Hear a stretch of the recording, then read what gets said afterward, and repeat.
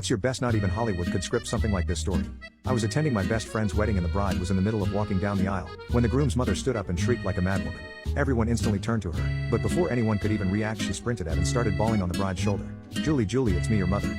She kept repeating between cries. The bride's jaw dropped for a second, and as she looked at the crying woman's face she responded, "Mom, it's really you." The bride proceeded to drop her flowers and also started bawling her eyes out, and the two of them fell to their knees and began embracing in the middle of the aisle. It truly looked like whatever was going on was more important than the wedding, and everyone in attendance started exchanging looks of confusion.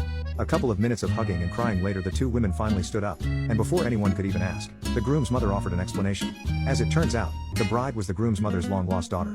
They lost contact with each other after the bride was kidnapped at the age of 4, and the family almost went homeless spending all their money trying to find her. They never did, and 3 years after the disappearance of their daughter they decided to have another kid. But instead of having one the traditional way, they decided to adopt. That adopted kid ended up being the groom, who 25 years later, met and fell in love with his adopted mother's long-lost daughter.